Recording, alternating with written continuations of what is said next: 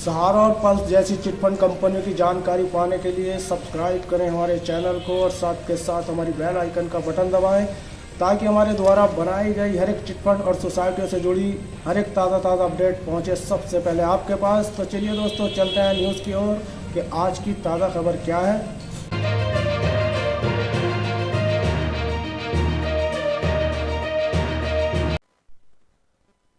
सहारा India से जुड़ा एक और विवाद, कुर्क ज़मीन की करवा दी रजिस्ट्री।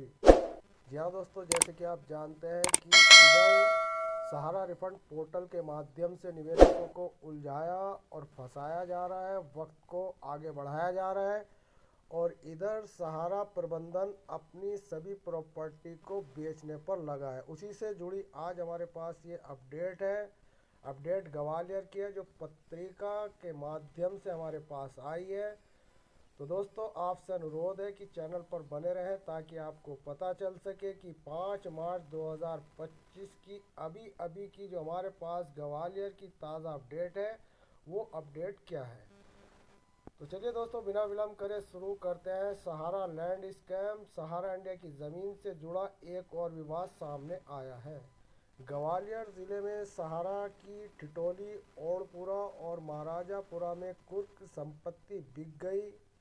सेबी से अटैच संपत्ति को महज 19 करोड़ में ही बेच दिया गया।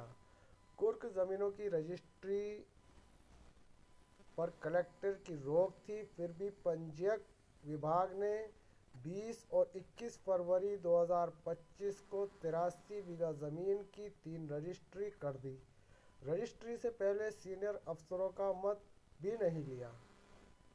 यह ज़मीन 22 लाख रुपए प्रति बीघा की दर से बेची गई। अब शासन ने हाई कोर्ट से अपील की है। बताते हैं कि यदि नीलामी होती है तो 100 करोड़ रुपए में बिकती। जी हाँ दोस्तों, अगर ये ज़मीन चोरी छुपे जो यहाँ पर 22 लाख रुपए प्रति बीघा बिकी है उसके बारे में बताया जा रहा है कि ये कुर्क ज़मीन अगर बिकती तो इसकी 100 करोड़ में बिकती, यानी कि ये अगर सरकारी जो यहाँ पर नीलामी होती तो 100 करोड़ में बिकती। अब कलेक्टर रुचिका चौहान कह रही है कि सहारा की ज़मीन बेचने का मामला सामने है, रजिस्ट्रियों की जांच कराएंगे, इसके बाद कार्रवाई होगी। सहारा और सहायक कंपनियों में निवेश करने वालों ने जिला प्रशासन से शिकायत की थी, कहा था कि पॉलिसी का समय पूरा हो गया पर कंपनी ने पैसा नहीं लौटाया। कलेक्टर एसडीएम से जांच कराई। सहारा इंडिया कमर्शियल कॉरपोरेशन और 12 सहायक कंपनियों के सामने आई। ओड़पुरा, ठिठोली, महाराजपुरा में 312 बीघा सामने आई ज़मीन। भोपाल, जबलपुर, कटनी में भी बिकी ज़मीनें। जबलपुर, कटनी में भी ये सहारा समूह की 320 एकड़ ज़मीन की बिक्री में गड़बड़ी का खुलासा हुआ था। ईओडब्ल्यू ने जनवरी में जांच पंजीबद्ध की थी। भोपाल की 110 एकड़ ज़मीन का सौदा 48 करोड़ से और जबलपुर की 100 एकड़ ज़मीन 20 करोड़ में बिकी। कटनी की 110 एकड़ ज़मीन की बिक्री 22 करोड़ में हुई। इसे विधायक संजय पाठक की मां निर्मला पाठक और बेटे यश की शेयर होल्डिंग कंपनी सीनाप रियल एस्टेट और नायसा देवबिल्ड ने खरीदी है। तो दोस्तों, अब आप समझ सकते हैं कि किस तरीके से सहारा इंडिया को मौका दे रही है सरकार अपनी ज़मीनों को बेचने का। जब निवेशक इनकी शिकायत करते हैं तब जाकर कुछ कार्रवाइयाँ होती हैं और कार्रवाइयाँ वही होती हैं जो पीड़ित निवेशक इनकी प्रॉपर्टी को बेचते हुए देखते हैं। उसके बाद प्रशासन की आंख खुलती है, तब जाकर यहाँ पर ये कार्रवाइयाँ चलती हैं।